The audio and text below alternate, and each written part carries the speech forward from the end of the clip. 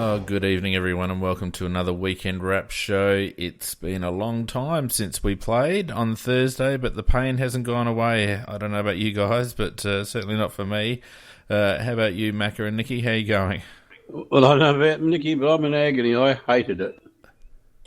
I went to the SANFL expecting going, oh my God, what are we going to see? Was pleasantly surprised with that. But, oh God, that game was horrible. Yeah, wasn't good. Certainly puts us back amongst the pack, I reckon. But anyway, let us soldier through and talk about the weekend's results before we crack into the Adelaide game. And of course, it's been quite an incredible round of footy, really. On Friday night, we had an amazing comeback from the Swan to just keep getting it done. They get up in the death over the Bombers. 11 goals 20, 86 to 12 goals 13, 85. And Johnny Worsfold at the end of the match saying that perhaps they shouldn't have shut up shop so early. Yeah, I don't know about that. They did have the game. I just think they made some crucial errors, and the other mob just kept trying. Yeah, I'd agree with that. I think, it was about 3.5, 4 minutes to go when they decided to chip around, but Goddard's error in that kick-out was pretty fundamental and not something you'd expect from an experienced fella. Anyway, on Saturday, we had the Power convincing winners over a gallant Collingwood. Collingwood just don't have a forward line. If they had a forward line... No, they were horrendous. Yeah. G'day to PJ on the chat. The Power getting up 13 goals, 15.93 to the Magpies, 9 goals, 8.62. Yeah, it was horrid, really. The Collingwood, they got a midfield and nothing else, really. They got the young bloke up forward. He's starting to develop, but that's all they've got. They don't have a proper forward structure at all. No. See, Fasolo is a good player, but with his issues at the moment, he's not quite up to the standards we know he can perform at. Yeah, I was thinking more of Young Moore. I think that he's definitely going to be a player of the future. But they got nothing. And for Solo, has his moments, but there's not much around him. No, they haven't got enough personnel out there. That's what it boils down to. Even having Jesse White on the park would help him out, and unfortunately, I don't think he's available at the moment. Anyway, the Giants getting it done over the Lions, 22-14, 146 to 12-14, 86. Leon Cameron not happy with the last quarter where Brisbane outscored them, but still a convincing 10-goal win. Yeah, look, they're always going to win the game. There's no doubt about that. But I can understand why he was annoyed, because in the last quarter, Brisbane, I think it was either 3 or 4 goals very quickly in a row, and and percentage could play a vital part whether you finish, second, third, or fourth, or maybe even top. Well, what was the difference between Leon Cameron's reaction to a 10-goal win and sitting on top, and Don Pyke's reaction to a decent win where teams have pushed us at times during the game and sitting on top? Well, don't get me started on Don Pyke. I'm not very happy with him at the minute. Well, it's chalk and cheese. Leon Cameron basically said they were playing like millionaires, whereas Don Pyke reckons any win's a good win. So anyway, we'll talk about that more in a minute. The Doggies getting up at the death also over North Melbourne, 15-17, 107 to 16-10, 106. Pretty lopsided free kick count there as well, helping the Doggies. It's almost a tradition now with them. Yeah, actually, I saw most of that game, and I was a bit disgusted, really, that they get the handouts that they got. And they're the controversial, I think Higgins, it was, taking more of these 30 seconds, but not the officiating umpire near him, because there's no clock to look at. They turn it off in the last 2 minutes, or don't show it. And the officiating umpire didn't call time. The 30-second time was called by an umpire fair way away, and which the tackler heard, but Higgins didn't. So I thought that was a little bit rough. The rules are rules, but I think it was administered very poorly. And also the free kick right near the end too, which when North Melbourne got a goal and probably should have won the game. But, yeah, as you say, always free kick bullies. That's It's interesting because the shot clock is still supposed to be on there, No, isn't it? Not in the last 2 minutes of the quarter. The last 2 minutes they don't. Well, there were some issues with shot clock in our game. Yeah, the shot clock goes off to avoid the Mason Wood issue that happened last year or whenever it was when he sat there watching the clock run down. Which is perfectly legal. Yeah, I know, it's stupid. And look, to be fair, Higgins took 38 seconds. They timed it, took 38 seconds. So he actually took 8 seconds longer than is a lot of time anyway. But, listening to the interviews, I think it was Lockie Hansen on TV today said he was next to the bloke on the mark and he didn't hear the umpire calling the time. So, anyway, moving on, North Melbourne, a fantastic win over West Coast, 15-9-99. You mean Melbourne? Oh, sorry, Melbourne, 15-9-99 to West Coast, 14-12-96. That was just a cracking game of football. Yeah, look, I loved it. And watching Melbourne, who I don't believe has got as much natural talent in their side as we have, it actually made me feel sick. Not because of Melbourne, but because of our boys. Because watching that Melbourne team, they've got guts. They've got. I know they didn't win the game, but they've got everything you want in a football team in terms of. Who didn't win the game? Oh, sorry. Melbourne got up by 3 points, mate. Yeah, Melbourne did win. Sorry, there's been so many close finishes. I'm getting all confused now.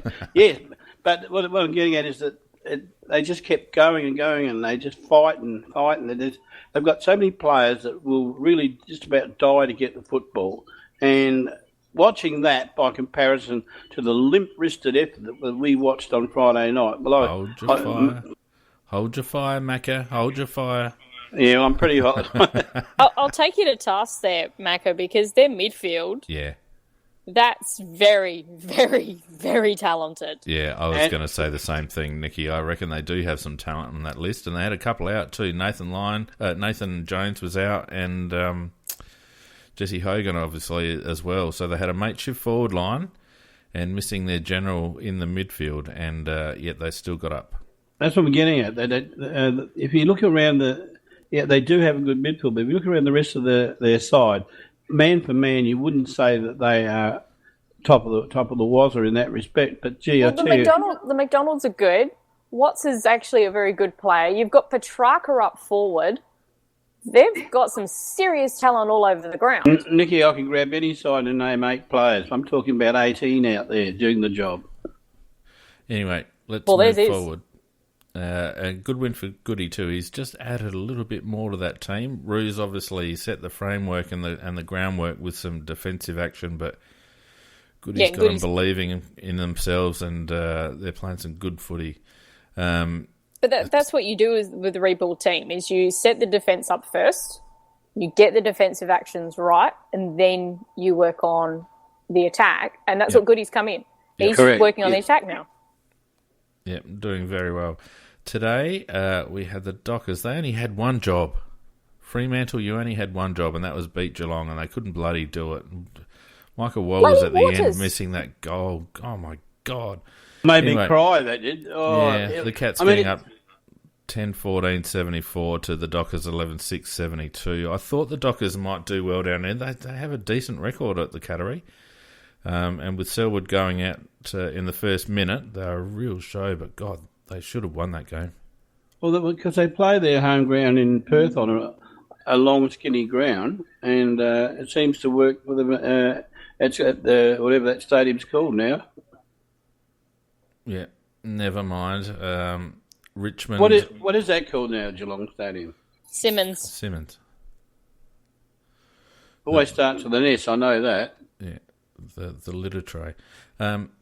Richmond getting up 11-18-84 to Carlton, 8 goals, 10-58. Richmond, I didn't watch the game, but by all reports had the game sort of under control for pretty much most of it. And then Carlton pushed him though. Yeah, they pushed him, but they never really got close, really. Not a game of any real quality, was it, Nicky? It was really... It was horrible. It was actually a substandard game of errors, really. Plenty of effort in the game, but that's about it.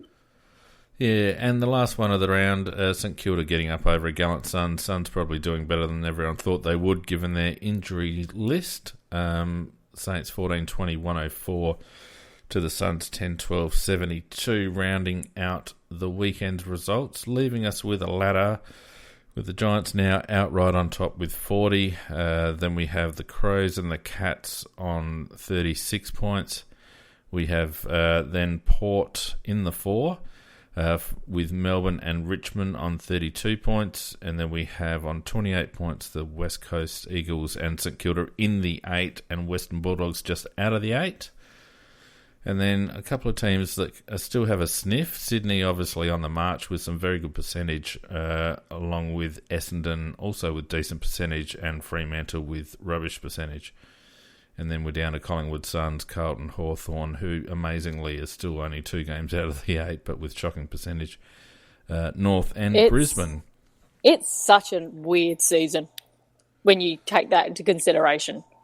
It was a really good discussion with Alan Richardson on SEN during the week, and they asked him about whether this season is really a matter of one system up against another system and whether certain teams match up better on other teams. And I think there's a certain amount of truth to that theory. We see teams that shouldn't get close to certain other teams getting close simply because they have a game style that works well. Hawthorn, I think, are a team that always match up really well with us. But one of the surprising things I heard from Richardson was that they really go into game day concentrating on their own game plan, and this is something that we've lamented with our Crows team and coaching staff, that we don't seem to spend a lot of time analysing the opposition and trying to nullify the opposition. So I think there's really 2 schools of thought there, and we're on a similar track to Alan Richardson in that regard. And speaking of us, Thursday night, a game we should have won at home against the at that stage 17th ranked Hawks, but we go down 14-12, 96 to Hawthorn. Adelaide 12-10, 82, a margin of 14 points. Have at it. Just to quote legend, pathetic. Yeah, piss weak. It was terrible. I mean, this side lacks character. There's something wrong with this team in terms of its character. It hasn't got that. We will die for the jumper. We will do anything to win. We'll scratch. We'll hit. We'll claw. We'll do anything. It doesn't have that. Well, I agree with you to an extent, but as I was arguing with you on Thursday night, Macca, I think this game was lost at selection. I don't think we selected the right team. We looked terribly unbalanced to me. We looked slow at either end of the ground, and that really bore out. I mean, we had no rebound off halfback. We had no defensive pressure up forward, even notwithstanding the fact that Pikey decided that 4 of our players could match up on 7 of theirs. Brilliant. And our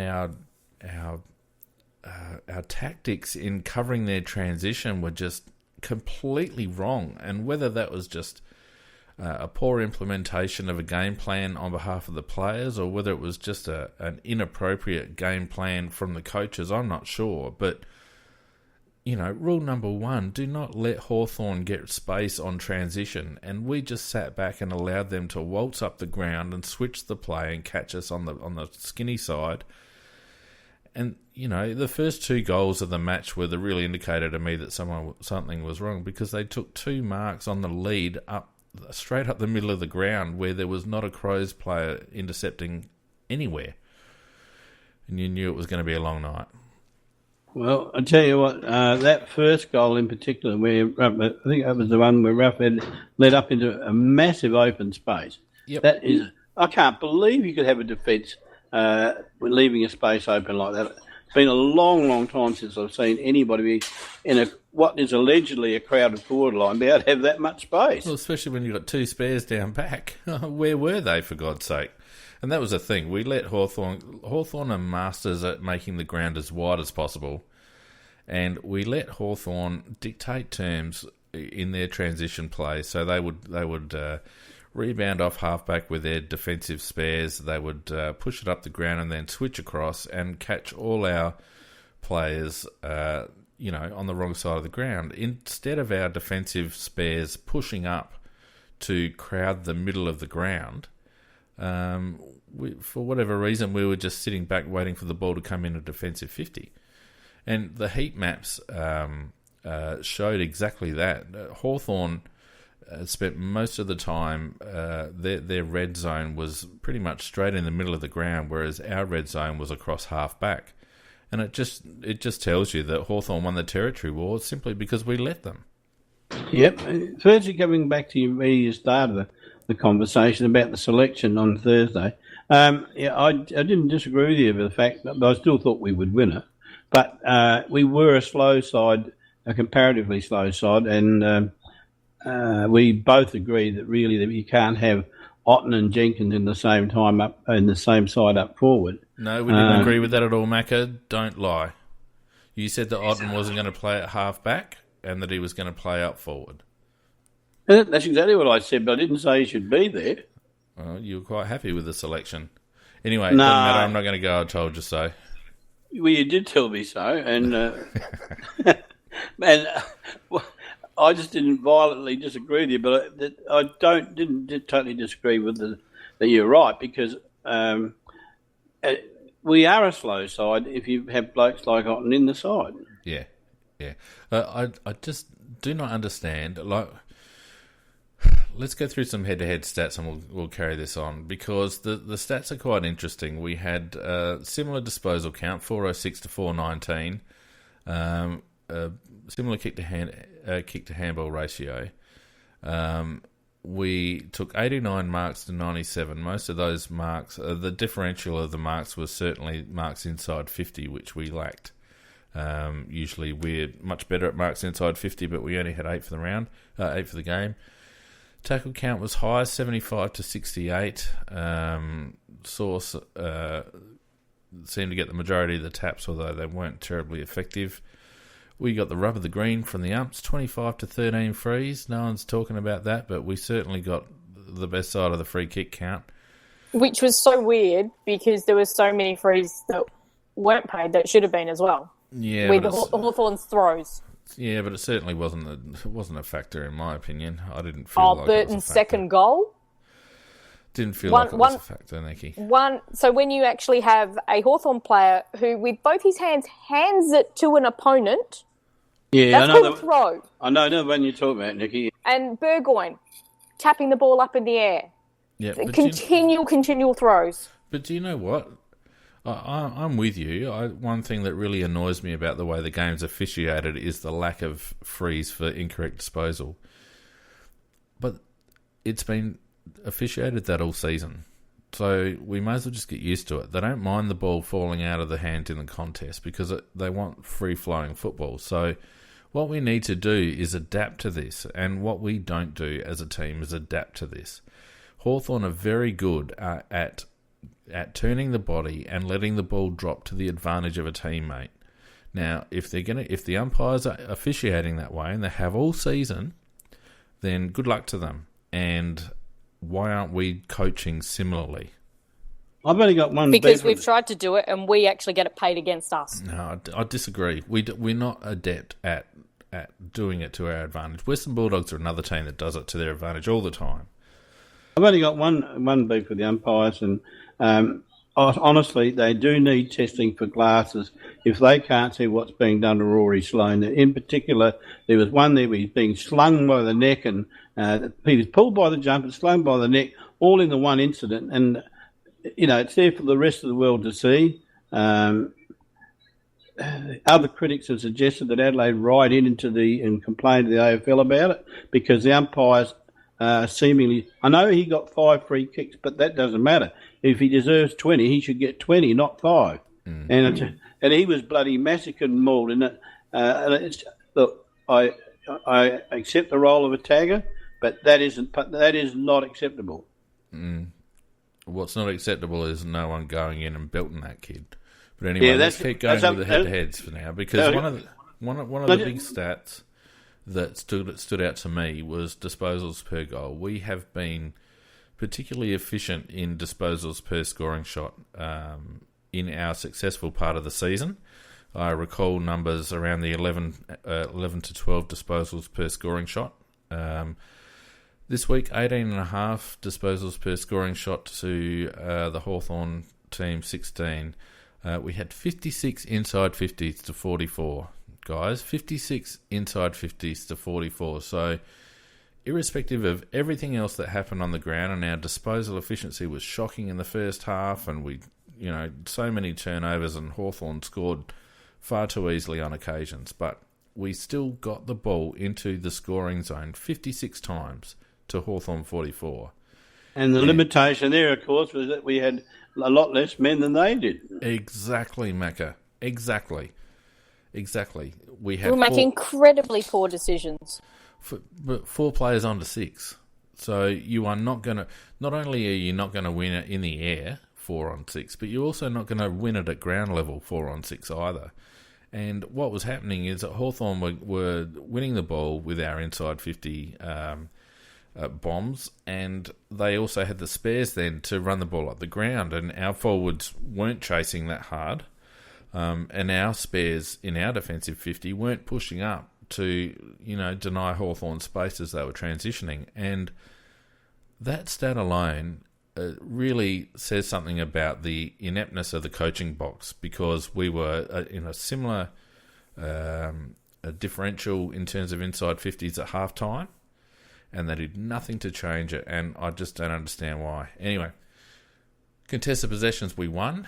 Uncontested possessions were relatively even. Hawthorn had a little bit more, as they usually do, as they play their chip and run game. Effective disposals, we ended up going at 76% disposal efficiency. Well, by God, we must have bloody picked it up, because the amount of turnovers and missed marks and kicks in the first half were horrendous, and they were the biggest contributor, I think, to Hawthorn still being in the game at half time, because we couldn't take a mark, we couldn't stick a tackle, and we couldn't hit a target.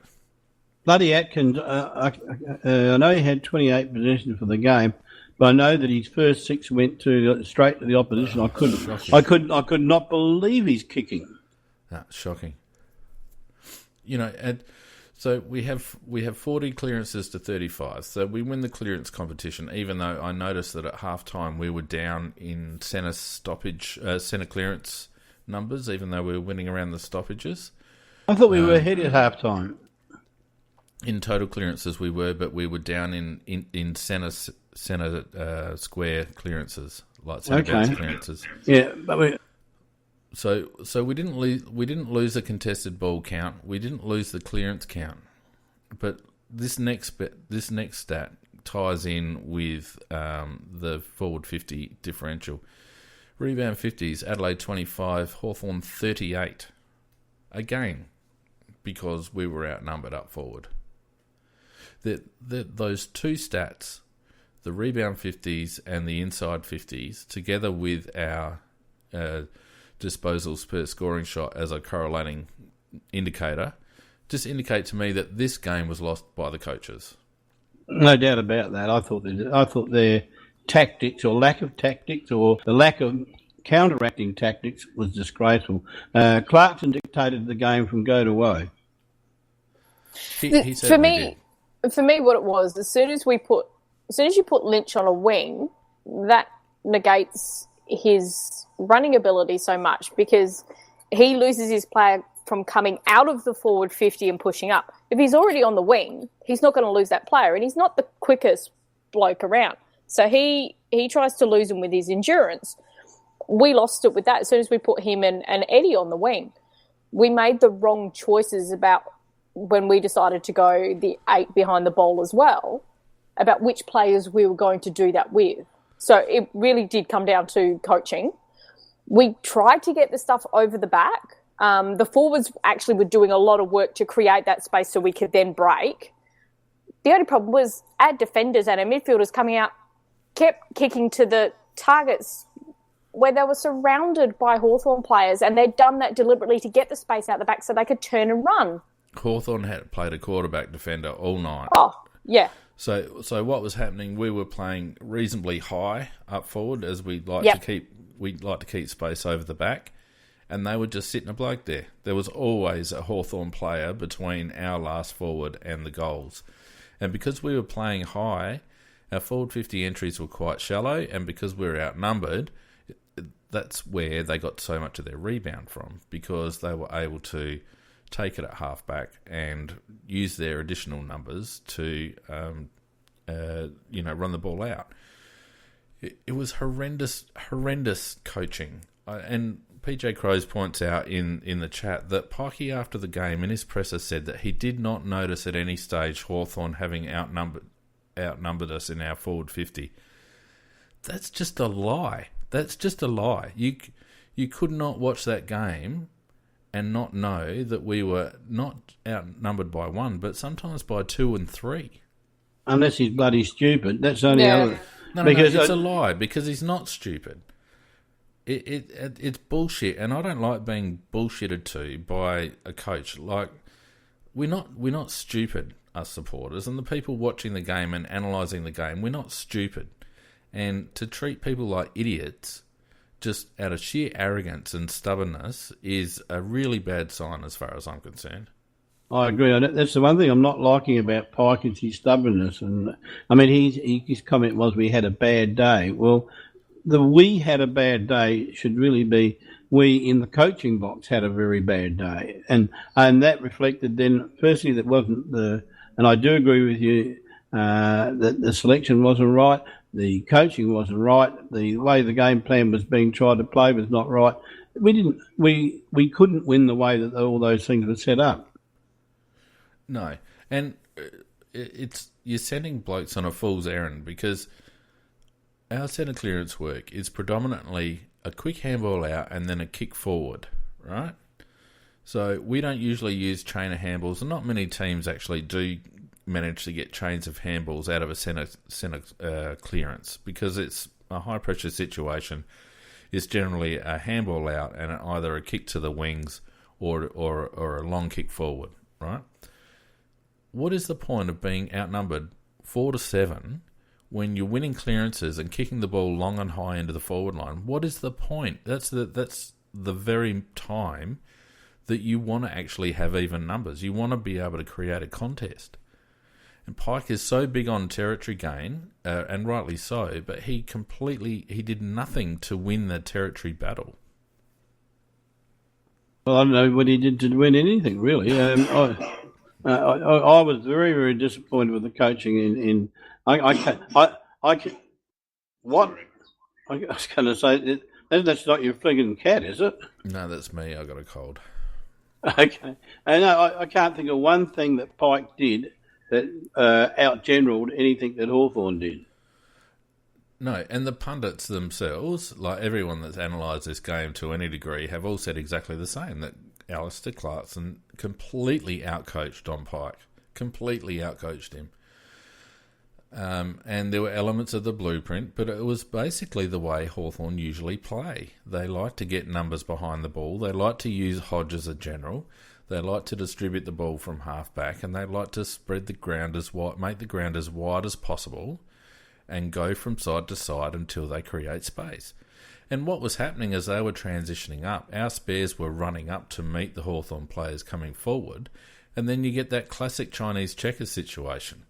You know, our spares should have been already pushed up the ground to the wings when we were going forward, so that when Hawthorn were transitioning out, they had some congestion to deal with across the middle of the ground. But we just weren't doing that. I couldn't believe the ease with which they got out at times to get goals. If they've got so many back, we must have so many back the other side. But it never looked like that when they were coming out. No, that's because we were sitting back. Sorry, Nikki, go on. Yeah, I was just going to say, what got me is sitting there watching it and how much they were crowding our forward line. They were being marked by Giray and others, etc. And I remember analysis from earlier on in the year that we are the top team for scoring from 45, 50. So it's that far out of goal. Most other teams will try and get closer to then score, but we had a really nice spread of actually doing it from outside as well as in close to goal.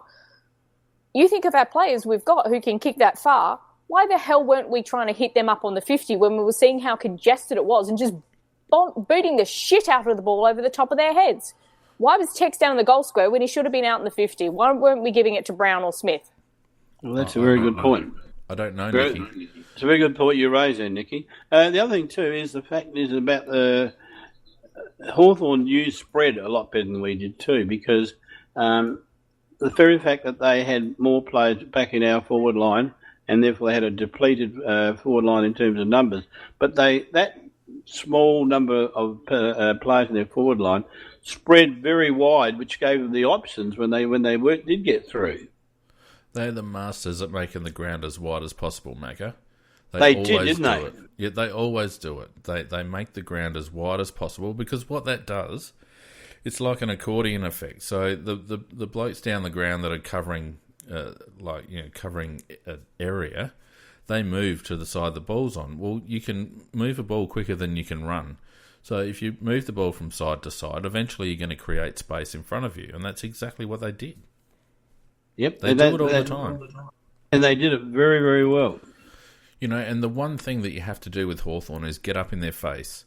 You cannot allow them space during transition. It's rule number one against Hawthorn, and we just weren't interested.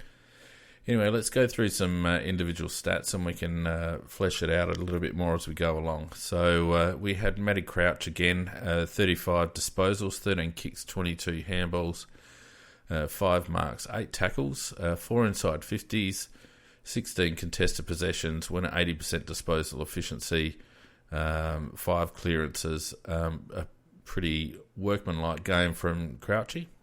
Loved his game because he is what he is, and he gives them the utmost of it. And unlike many other of our players, and I thought that he was either our best or second best player. I really did like his game. I had him second best after Greenwood.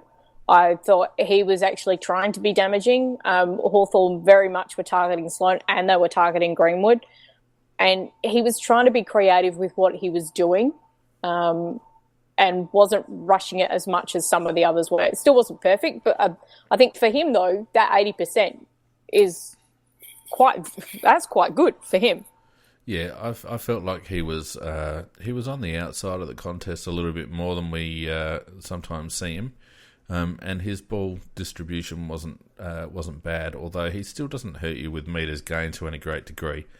But he did set up some good plays, and I thought it was just another solid game from Matt. You know what you're going to get from him every week. Brad, on the other hand, had 29 disposals, 10 and 19. 1 goal, 11 tackles, which is his strength, 3 inside 50s, 18 contested possessions, only went at 62% disposal efficiency with 6 clangers, but also the 10 clearances. And it seems to me that since Brad has established himself in the team, he has become more the in and under player, and Matt has started to drift outside a little bit. Yeah, not outside, but like the next give off the contest, if you know what I mean. Not so much hands and knee stuff, and whereas Brad's doing a lot of the burrowing, and I've got to say Brad gets a pass, but in my book too, I thought that it's not without being an outstanding game, he definitely gets a pass. I don't know where he gets a pass from me, because we need him to do more, Macca. He's not just.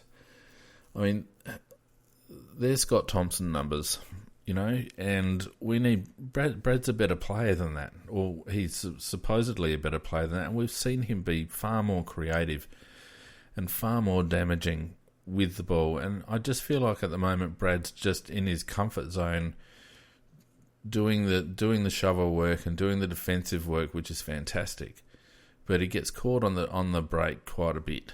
His disposal is not damaging at all. He often turns it over, and yes, his defensive numbers and his workhorse numbers are good, but for the type of player that he is and the position that he holds in our team, we need more damaging output from Brad, in my opinion. We do, but he was out for a long time. You've got to take that into account. And I'm done with that. I'm done with that. He's been in the team for half a season now, Macca. I'm sorry. Yeah. I said I'd give him to the bye. I've given him to the bye. He needs to perform now. Yeah, but these games are better than the ones when he first came in. But I think you're being a little bit harsh on him, but I'm not saying he's starved. I'm just saying he got a pass for his effort. But who do you want to be the creative midfielder? Who do you want, Macca? Because there's only so many people in the midfield. So if not Brad, then who? We haven't got that person. Because it's supposed to be Brad. This is what I'm talking about. One. You can't judge Brad on a serviceable game because he is supposed to be our A-grade playmaker. You can't judge him on the same basis that you judge Matt. Because we haven't got room for two Matts. I'm afraid that's what we got. No. I'm talking about how you're judging Brad. Yeah, but all I'm saying is that I don't believe he's going to be the player that you're talking about. Well, then we don't have room for two of them. One of them's got to go. But no, there isn't. But there is no replacement that's better. No, well, I'm not saying now, but he's got to be traded out. Oh, if you want to do that, that's fine. But I'm talking about what we've got now. But what I'm saying to you, mate, is that you can't judge Brad Crouch on a serviceable game because that's not what he's in the team for. And that's one of the reasons why Rory can get sat on so much, is because there's no one else creating. No one else creating. So it makes us very vulnerable because Brad Crouch isn't playing to the level. Yeah, but I think it's a bit of an illusion in the sense that he looked like he was going to be the player that you were talking about that we need. But I don't think he's going to be that player. I think with all these injuries and time missing and all the rest of it, he's just going to be what we're seeing and maybe a little bit better. I disagree. It's not injuries, Macca. There's been plenty of examples of midfielders who have had long-term injuries and have come back just as effective. And the Brad Crouch that we saw in 2012 was the type of player that we need in our team. And I think that Brad Crouch is actually being lazy because he's relying on good defensive numbers and good inside ball numbers when that's not the type of player that we need. And he needs to pull his finger out and maximise his output and start to realise his potential. The injury was a long time ago. And yes, it took him a long time to get over it, but he's had 6 months now back in football, or half a season back in football. He should be match fit, and he should have his touch, and he needs to actually stop being lazy and get out of his comfort zone and actually start to create. Well, the only thing we disagree on is whether he... everything you said I agree with, bar one thing. It's a question of, is he being lazy... or is that all that he's got left in him now? And he's a kid. He's not a 30-year-old workhorse. He's a kid, right? And we've seen what he can play like. And a foot injury or no foot injury, there's no reason why he shouldn't be returning to that level. And to me, it's laziness. Well, time will be the answer to that, and we'll just have to wait and see. But to me, I've seen nothing that says to me that he's going to give us more than that. Well, 2012, go back and look at the tapes. Because he can. He's got that talent. He's got that ability. Oh my God, I'm agreeing with Phoenix. Yes. But yeah, on that note, he really does need to do more, and we know he can do more. Well, I've given up. I don't think we're going to see it. That's what I'm saying. Yeah, but then you say he's played a good game. He hasn't played a good game. He's played a shit game. No, I said he got a pass. Why does he get a pass? Because at least he bloody well did something. Look at some of the others that did nothing. He did just as much as Hugh Greenwood. He did, no. He had more possession than Hugh Greenwood. Greenwood was on the field for 68% of the time. Look, we need all our players, and Pike has said this himself, for us to be successful, each player has to play their role in the team. And Brad Crouch, in my view, is not playing the role we need him to play. So yes, he's racking up good defensive numbers, and yes, he's in and under and all the rest of it, and that's great. But that's not what he's in the team for. And if the coaching staff are giving him pass marks because he's getting those good defensive numbers, then they're actually doing him a disservice, because his KPIs need to be scoring involvements and meters gained and that sort of stuff. We don't need him to just be a defensive in and under player because that's what his brother is. The problem all arises because of the fact that Rory was giving the things that you were talking about, and it didn't really stand out that we were lacking in that area then. But since Rory's been tagged, then it shows up the deficiencies. I disagree there too. Anyway, Rory Laird, 28 touches, 12 kicks and 16 handballs, 2 tackles, 3 inside 50s. Only 5 contested possessions from Rory, went at 85.7%. I didn't think he was very damaging at all. And we usually get a lot more. I was looking at a stat and I can't remember the numbers, but Rory is ahead of the rest in our team when it comes to scores from scoring chains that have started with Rory. He starts scoring chains more than any other player in our team, and he certainly didn't have anywhere near that this week. I thought he was well held in, and they made a point of holding him and Smith down, matching up with them and making sure they couldn't run riot. To Laird's credit, I thought his second half, when the rest of our team was shit out, was probably his best half, but still one of his more average games rather than one of his best games. He was doing that panic kick, that high kick, which just gives the opposition so much time to set it up and rebound it back. I did think his second half, though, Nicky, was better than his first half. His first half was very poor. We had Rory Atkins, speaking of poor, 21 kicks, 7 handballs for 28 touches, which is normally reasonable good numbers for an outside mid. He had 5 marks, 4 inside 50s, 6 contested possessions, but went at 57% disposal efficiency. And I think you were right, Macca. His first 6 kicks went to the opposition. He had 7 clangers overall, 4 clearances, 2 rebound 50s. He's lost his mojo, Rory Atkins.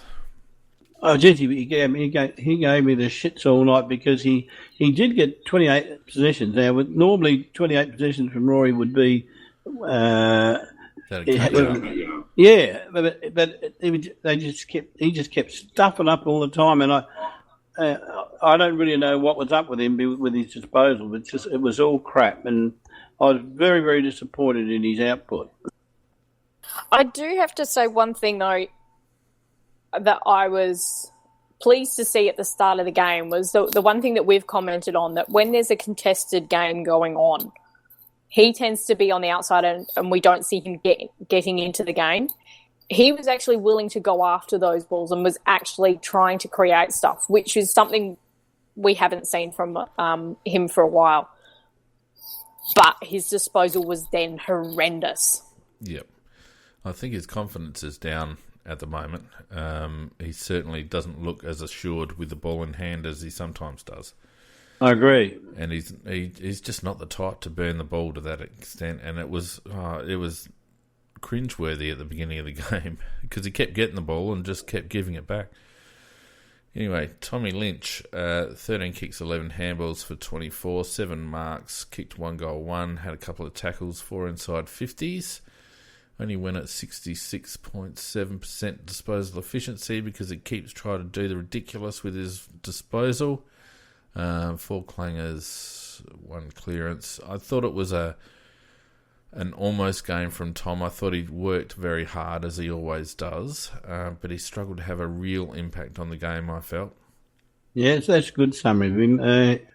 Actually, in all points, because he does overrate his ability to sometimes with some of his kicking to do things, and of course they don't come off. But you don't criticise Tommy Lynch on lack of effort, but the output wasn't quite as good as normal, and he was round the mark but not there. Yeah, as I said earlier, he was played in the wrong position by putting him on the wing. Yeah, you play him up too high, and you don't get that up and back from him. But, when we were playing our defensive 8 so far back into defensive 50, we had no choice really but to play him up. Anyway, Sloaney, 12 and 11 for 23, had 7 tackles, 5 inside 50s, You're right, Mackie. He got 6 frees as well. 15 contested possessions, which was a pretty good effort under the circumstances. But, despite being down on disposal count since he's been tagged, his disposal efficiency has also dropped terribly. He only went at 52% disposal efficiency, had 8 clangers. And that's the issue. And not only are we not getting as much output from Sloane, but the output that we are getting isn't clean. And it's certainly not as damaging. And when was the last time you saw Sloaney running down the outer wing, taking a bounce and kicking a long ball into forward 50? It's been a long time. Correct. But the one thing I will say, and this is the one positive about his game, is the fact that at least he looked like he was trying to fight back this week. Yeah, I still have a major... Oh, sorry, go on, Nick. Yeah, I just thought he was working his way into the game a lot better. And the one thing is we were trying to get a bit of protection for him, which was through Greenwood. That was the only bloody one that did, though. So we're leaving it to our 3-game rookie to rough up the... I mean, come on. That's true, though, isn't it? Yeah, it's true, but God, he was good at it. Oh, look, I'm sure Hugh wouldn't cheat the issue by any stretch, but... It's a senior player's job to do that. It's not Hugh Greenwood's job to go and rough up Rory's tagger for it should be actually Douglas. Yeah, exactly.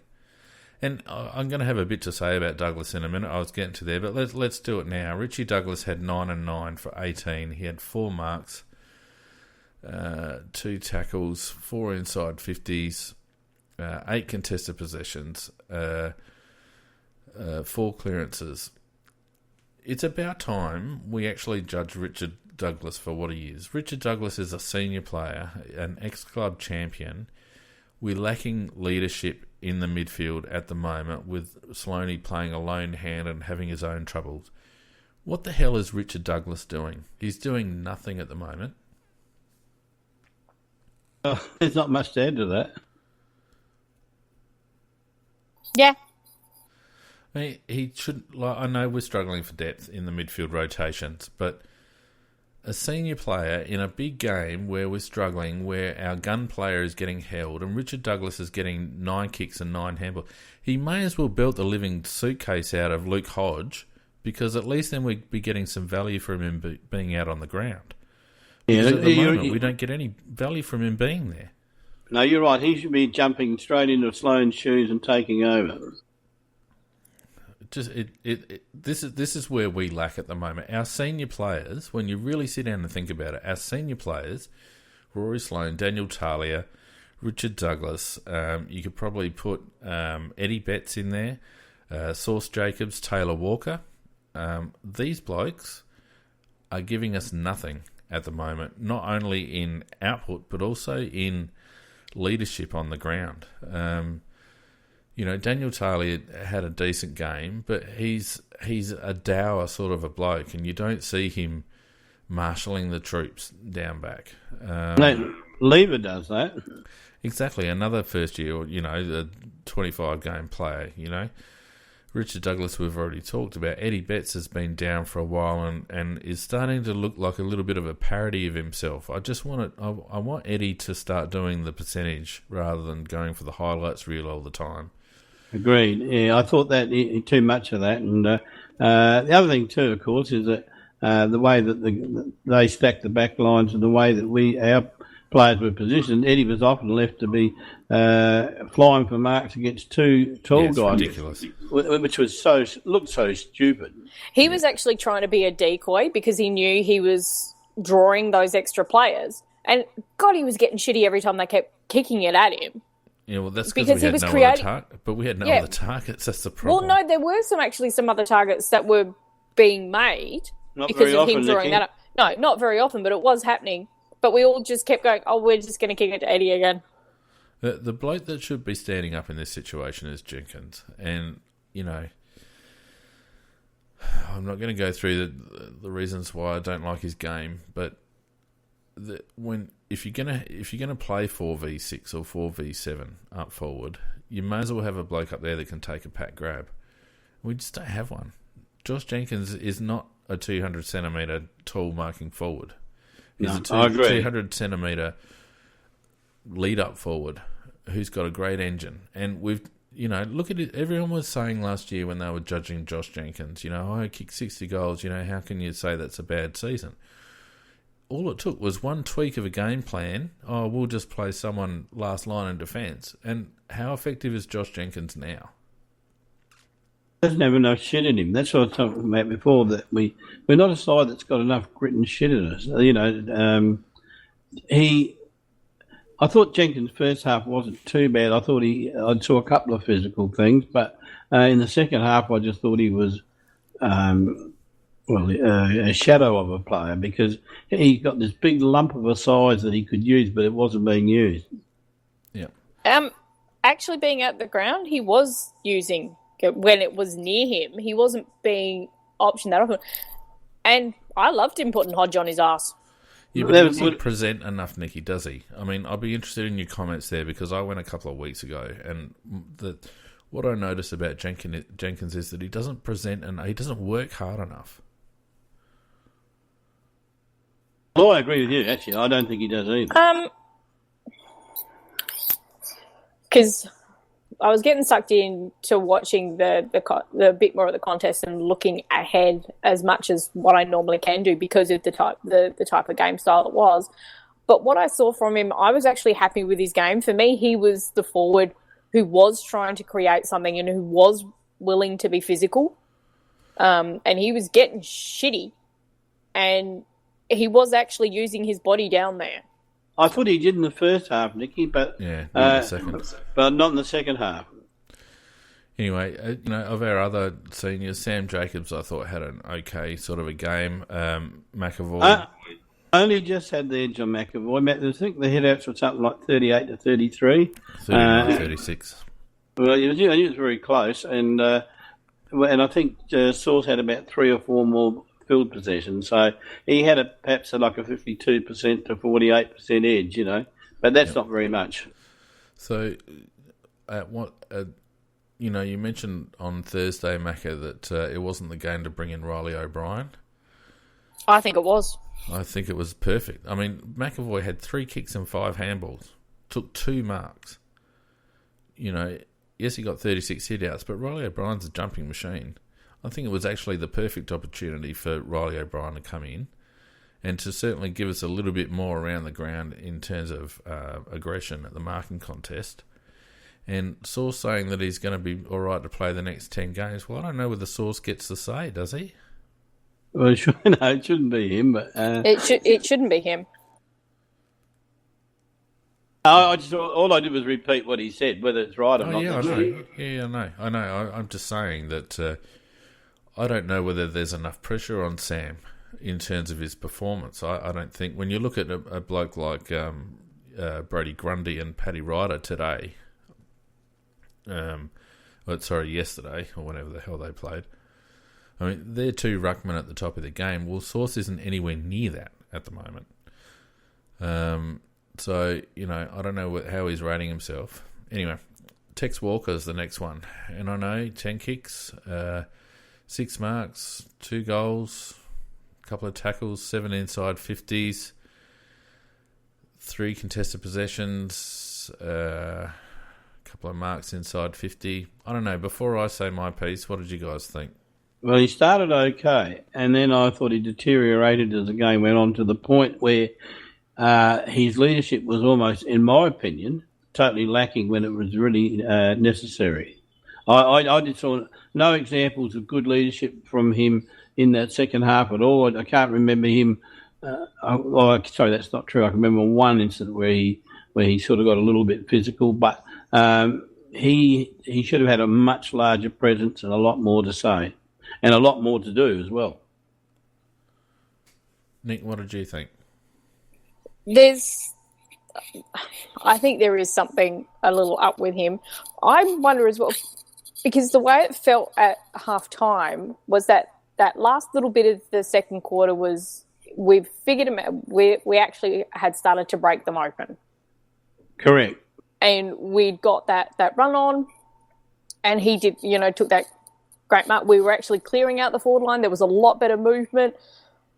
I think when we came out, after half-time. It was like we expected that to continue on and it didn't. And they didn't know how to get back to it, even though they'd done it before. And it was just really weird. So there's something up, is all I can think. I was just going to say to Nikki, what about his actual leadership, though, Nikki? Well, considering in the last quarter we could hear the players on the field,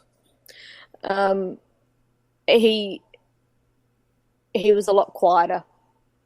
Well, there's one indicator of leadership that I think speaks volumes, and that was that shot for goal late that he ended up passing off to Tommy Lynch. Now, the Tex of old would have strode back, lined up, and had a ping because it was a crunch goal at a crunch time. You know, he dishes it off to Tommy Lynch, and you can, Tommy's in a better position and blah, blah, blah. Tex Walker... He'd kicked a goal from that spot earlier. Exactly. Tex Walker would line up and kick those goals. He's done it for us in the past. It's the type of player he is. He's mercurial in that regard. And for him not to have the confidence to have a ping above anything else, it's an indicator to me that his confidence is way down at the moment. His leadership appears to be lacking. And whilst he does still have good numbers, particularly in things like score involvements and all that sort of stuff, it's similar to what I was talking about with regards to Brad Crouch earlier in the show. We need Tex Walker to do certain things, and one of those things is to actually impose himself inside forward 50. You know, we need him to lead up and take marks and kick goals. That's Tex's job. Everything else is, cream on top. But Tex's role is to lead up, take marks, and kick goals. And we're just not seeing that level of assertiveness from him in the last month or so, I don't think. And, in a team that's lacking a bit of leadership and direction on the ground at the moment, his going into his shell a little bit is also having an impact, I believe. Well, if you have a look at... and that's why when we were talking about the Melbourne game, I was talking about that, their grit and their guts. Look at their leader in Viney. Right, I mean, he'd half kill himself and anybody else on the oval to make sure they won. And I just think brilliant leadership by Viney, set it by example. And I don't think we've got that example. Well, Jenkins went off the ground with a rib earlier in the season and went to hospital to get a jab. Viney went into the rooms, got a jab, and came out 10 minutes later. Different sort of hit. Oh, shoulders are pretty bloody painful. I reckon a shoulder's about the most painful injury I've ever had. Look, I've done the ribs, and no. I've done both, and I'll tell you what, the shoulder's the only one that made me want to throw up. So anyway, it doesn't matter. I'm just being facetious. Nicky, when I played, I had I cracked two rigged at the beginning of the game, and I ended up kicking 5 goals and got best on ground. So you can do it if you really want to. Yeah, but under 9s doesn't matter. I'm not talking about under 9s. Anyway, enough of the personal anecdotes. Of the rest, John O'Beach I thought was pretty ineffective. Second game blues for him. No, too slow. No, he hasn't got it. He was too slow.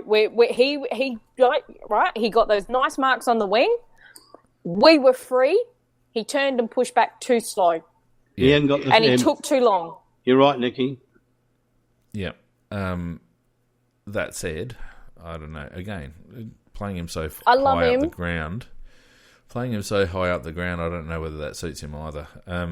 Andy Ottens was the worst selection, in my view. It just completely unbalanced us, having Ottens in the team. And so it proved. And I will say you were red hot on Thursday. Well, I can't deny it. I've got the tape. And it was, but I think it was worse than you thought it was going to be. I knew we were going to be slow out of the back six. I knew it. I didn't expect Hawthorn. I mean, let's be honest. Hawthorn played to the best of their abilities on Thursday night. You know, they don't have their premiership team out, but they did have a good core group of premiership players, and they played their game to perfection, partly because they were on and partly because we allowed them to.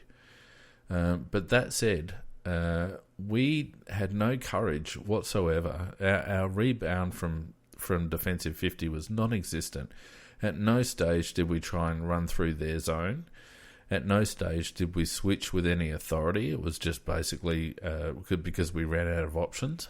There was none of that diagonal kick into the corridor to try and create space through the middle. There was none of that aggressive running that we've seen as a trademark in our first few weeks of the season was there. And I think a lot of that's to do with personnel and the balance of the team. And I think there's a couple of lads in there at the moment that whilst they don't deserve to be dropped on effort, they shouldn't be there in terms of team balance. And Andy Otten stands out for me. I really question whether we've got room for Jake Kelly, particularly now that Seedsman's back in the frame and also Chaney. I don't know whether we've got room for Jake. Even Chaney offers us a little bit more offensively than Jake does. And Chaney at his best definitely does. It's whether he's at his best, that's all. Well, that's correct. But certainly Seedsman as well. We need another running defender or defensive wingman. Brodie has shown that he just struggles too much when it's all on him, and when he's got no one to share the load of rebounding. Rory Laird as you point out, Nicky, he falls back into doing those dinky little kicks to get himself out of trouble when there's some pressure on, and he's not aggressive with his ball movement when there's pressure on.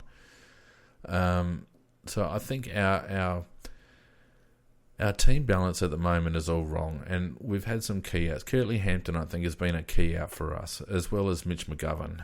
I think those two players. You stole a point I was going to raise. That was going to be one of my big points for tonight about Curtly Hampton. Well, you take it over.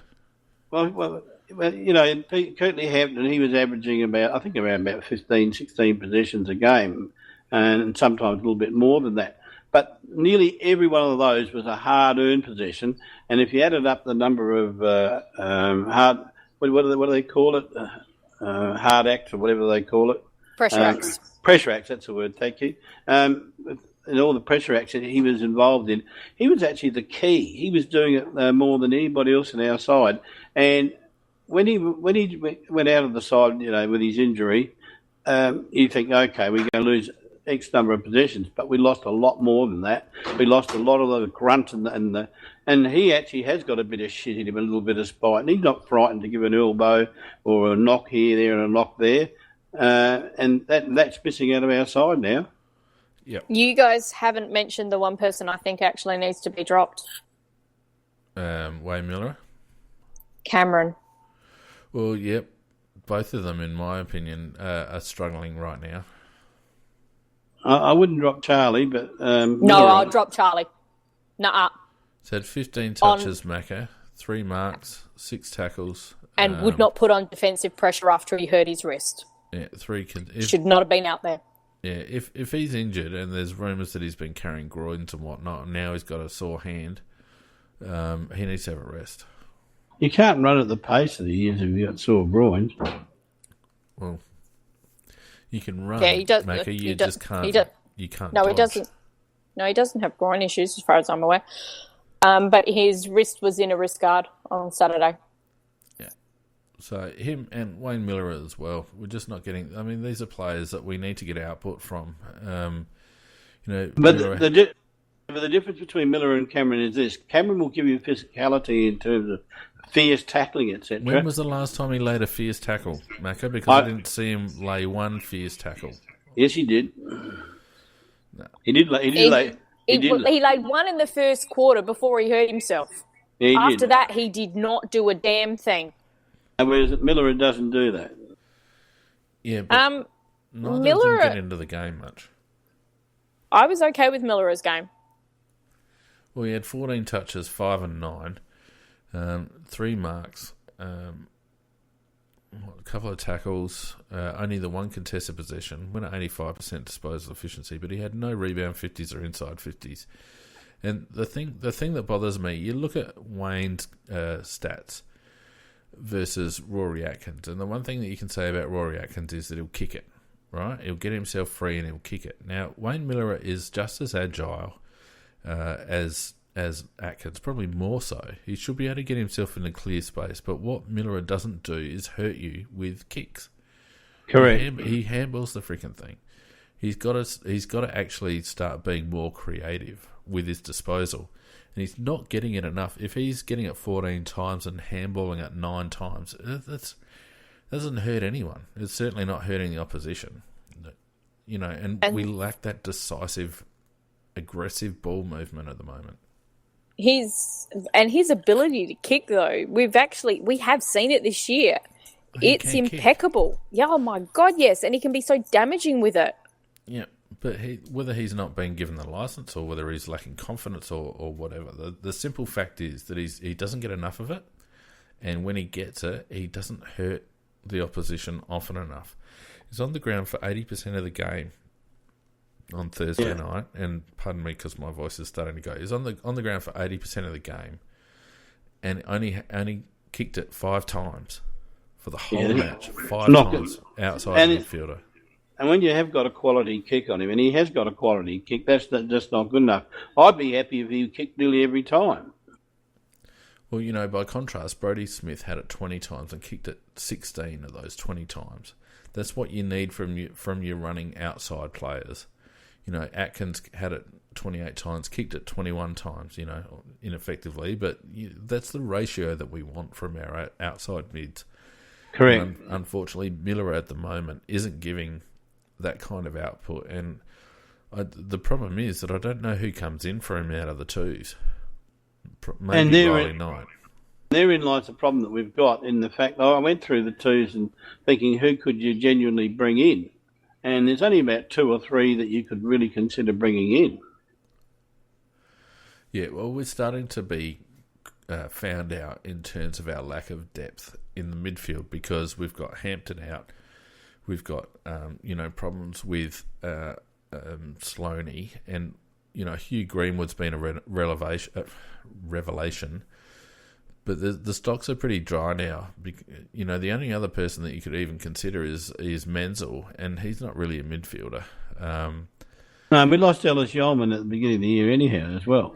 Exactly. So our stocks are a little thin in terms of, we've got blokes like Dean Gore who isn't going to get a run. So, and then you start looking at blokes like Scott Thompson, and, I just don't want Scott Thompson in the team. It's a backward step. So, you could certainly make an argument for Scotty to be in the team. You can actually. You can, but we're not losing contested possession. We're actually losing it in transition work and structurally, in my opinion. So I don't know whether Scott actually makes any difference. He'll certainly get you some hard ball, but he'll also give away 5 free kicks. Yeah, but he has got a hurt factor about him as well, in the sense that he doesn't mind hurting the opposition as well physically. I would have preferred us never to get to the stage where we're even discussing this, but I just think it is, given the way that with our lack of physicality, I think it is a possibility he may even get a run yet. Well, the only other options, as J-Mac says on the chat, is that we promote the rookies, Gallucci and Paholke. I wouldn't be averse to that, but it's difficult when you're sitting second on the ladder to get creative with selection, particularly given the second half of the season is a fairly challenging draw for us. But if we don't get output from a bloke like Richard Douglas, and if we're not getting output from a bloke like Wayne Miller, I think there comes a point where we just got to roll the dice a bit. Yeah, and that might be the point. We have seen with Gooch that he can actually come in and he will be physical. Yep. He played quite well in the game that he played, and I was disappointed that he was dropped. Actually, you know what's going to happen, don't you? We're going to drop one of our outside. Probably Beach we're going to drop, and we're going to bring in D-Mac. I hadn't thought of that, but you're probably right. We got good numbers in the sample on the weekend. He was an emergency for us on Thursday night. Stars are aligning, mate. He did actually play well in the SANFL. He was playing off half-back, and he was providing a shitload of run. Yeah. Whereas a couple of these other guys, who there were chances, didn't quite take it. Didn't he get 25 possessions? 28, I think. Yeah. I can't remember when he last had numbers like that. No, they're big numbers for D-Mac. And off of half-back. And all jokes aside, if D-Mac could come into our team and give us 25 quality touches, no one would be happier than me. But we know that we just don't get any more than 15 to 18 touches from David, and a lot of them are ineffective. And it's just, we may as well keep Miller in the team rather than, swap him out for a bloke like D-Mac. But the cover's getting a little bit bare, and I think we're seeing the fruits of last year's draft/trade period in terms of our midfield stocks. And I don't know. I still think we've got the talent on the list. I would put it to you guys that our team isn't playing with a lot of confidence at the moment, and almost, dare I say it, not a lot of buy-in to the system. They're not committing their bodies on the line to it. I'm starting to see a little bit of disconnect between how we're supposed to be playing, the team that we're putting on the park, and how that team is actually playing. It's not cohesive at the moment. There's selection's all wrong, structure's all wrong. Our game plan doesn't seem to suit. Our coach is very single-minded. I don't know. It's worrisome. Actually, one player we did just diverging a little bit. I just want to make a comment about one player, Hardigan. I just thought he was at his bloody worst again on the weekend. He spoilt brilliantly on so many occasions, but unfortunately, it was when we were trying to mark the bloody ball. There's something wrong with this guy's brain. Well, who was Hardigan on? I've got no idea. They were swapping a lot. Usually he was on a small marker. This is part of our stupid selection. Half the game he was on bloody Paul Puopolo. I can remember one occasion there where... You actually shut him down nicely. That's not the point, is it? It's like... We actually had Talia and... what's his name? Lieber, both vying for the high ball, and Hardigan come in and smashed them both over and knocked the ball out of bounds. And I thought, brilliance, absolute bloody brilliance. Well, we weren't marking it though, Macca. You can't mark it with your own bloody bloke knocks it out of your hand. They weren't marking it when they had absolutely no pressure. They could not mark it all that night. Well, Hardigan bloody made sure they couldn't. I'll tell you what, he's a bloody idiot. Well, no, I didn't mind his game. You can't have your cake and eat it too with Kyle Hardigan, Macca, because the knock on Hardigan has been of late that he's letting the ball get out over the back, right? So he spoils effectively on Thursday night, and you're still shitty with him. But he's spoiling our guys. Our guys weren't the only people in those packs. Yep, spot on, Phoenix. You're being kind. No, I'm not being kind. Our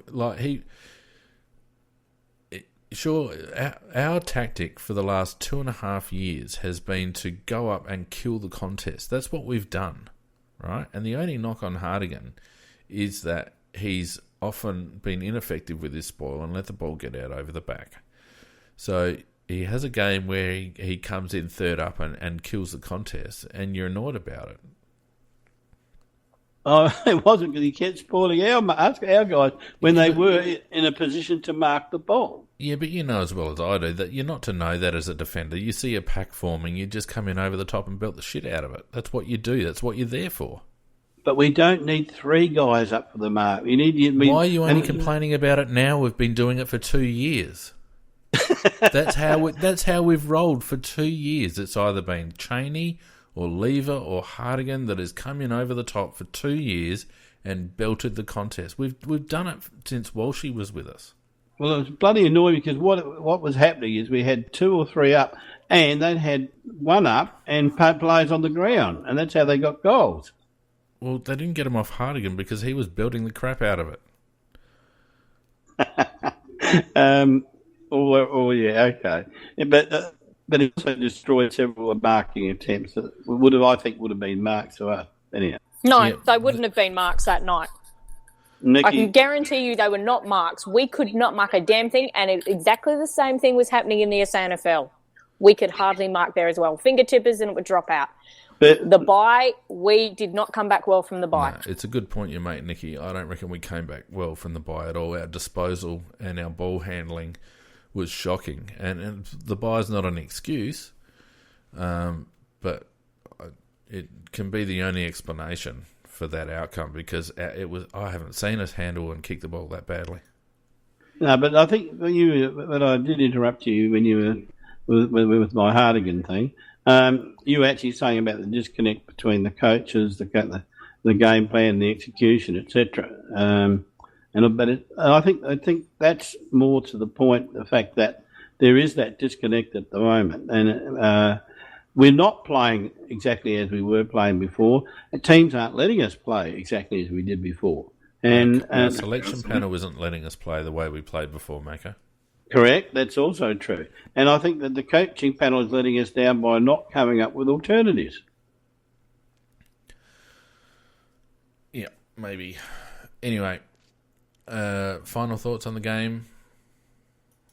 Well, I was very angry to lose a game to a team that had got their guts belted out of them the previous match before. And I think that says a lot about where we're at the moment. We've won 3 of our last 7. And we've looked very, very ordinary in our losses. And any talk of a premiership should be shelved. Any talk of even making finals should be shelved. We should just concentrate one game at a time on getting this Bob to play decent football and win games. Nikki? We were crap. I had to sit through that with a migraine. Can I have a graph to represent how crap we were, please? Well, as they pointed out, Squiggle still has us winning the flag. So I'm going to put my faith in Squiggle. Squiggle's crap too. I know. Mind you, they had us winning last year. So what does Squiggle know? I think Squiggle must be a drinker. Well, it is all about the math.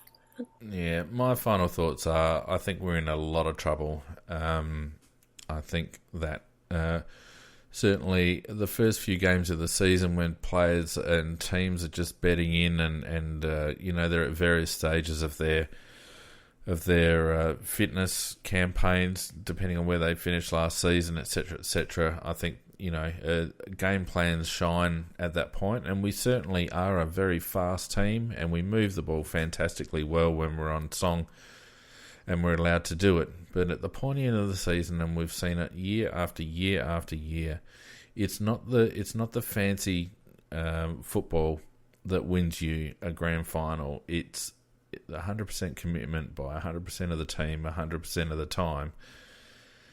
We don't seem to have that at the moment, and we have a few players down on confidence. We have a few players, I think, that believe their own hype, and I think we're just short in key personnel, which is what we were saying from the pre-season. So I think this is just a consequence of our chickens coming home to roost, and I'm not even confident.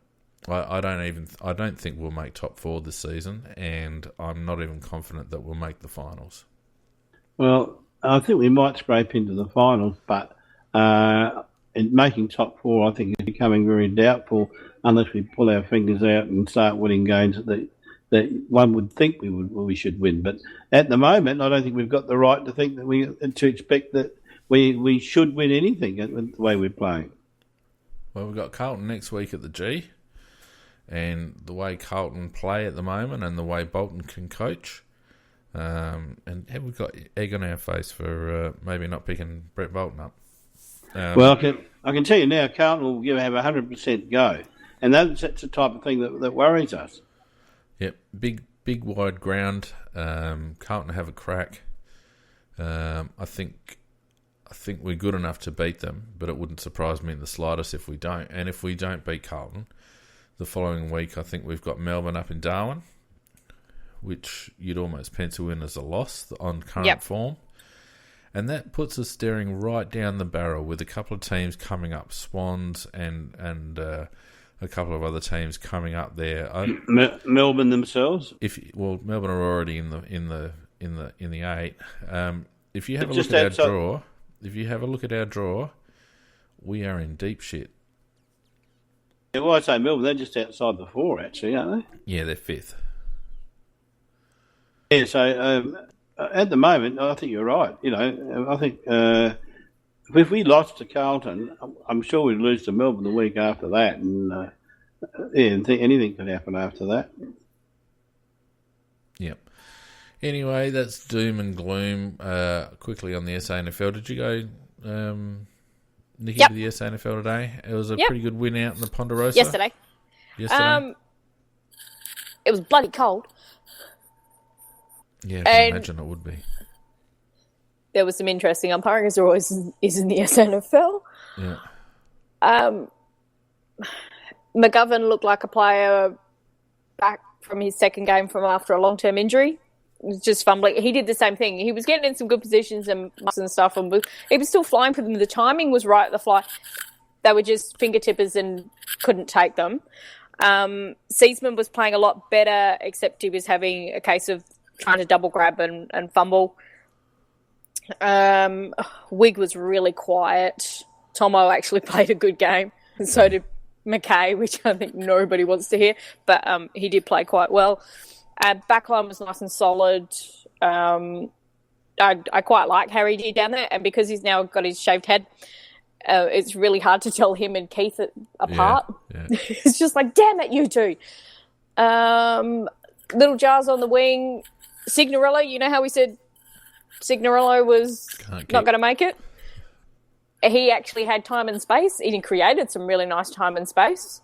And he actually looked quite a nice player. Some really good physicality from him. Gooch and Paholke just developing along as they have.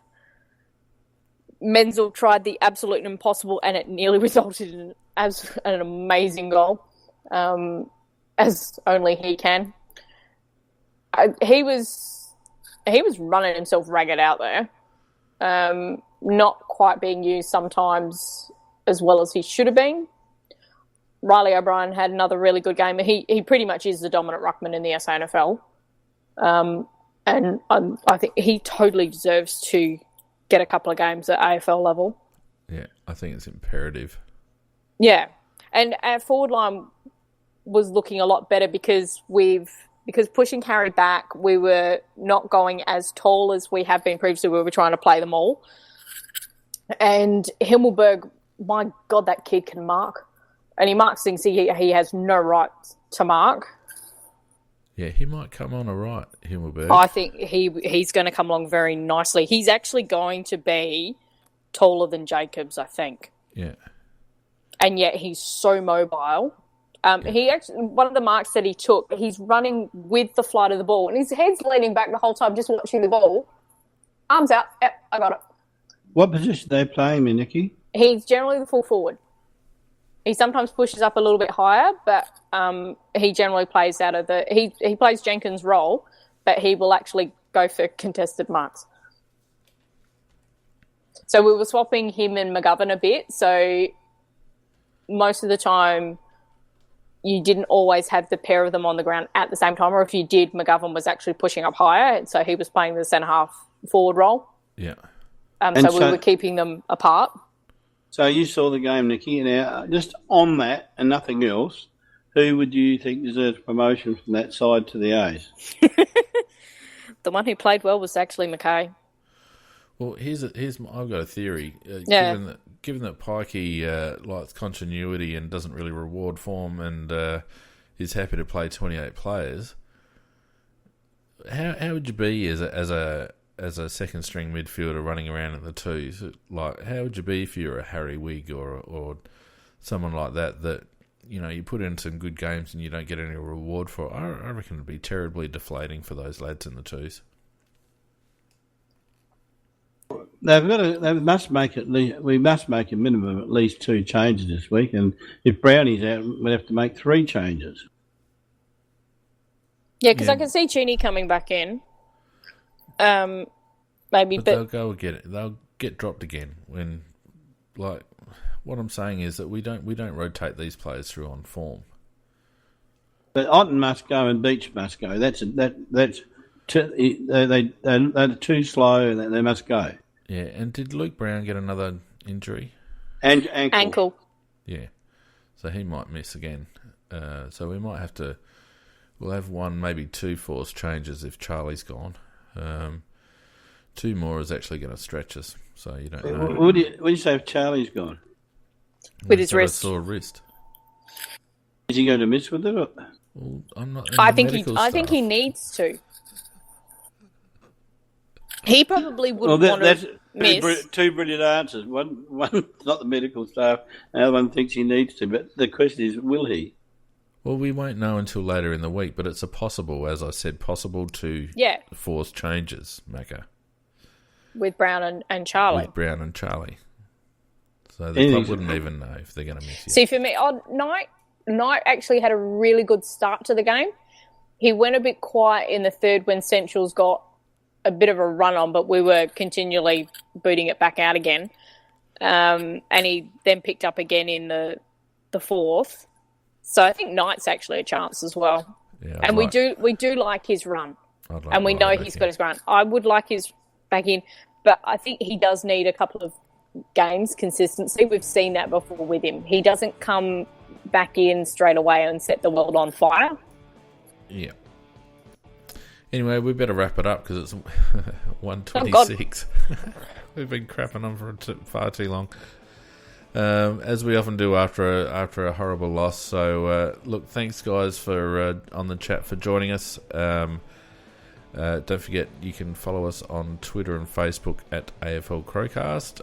If you're listening to us on iTunes, you can give us a rating and a like. That'll be really nice. We're back on Tuesday night. And even better, leave a comment. Yeah, leave a comment would be really good too. If you leave comments, it actually goes up higher than a rating. Yeah, that'll be awesome. Tuesday night live. We may have a play this week. I'm not sure yet. Just waiting on the club to get back to me on that one.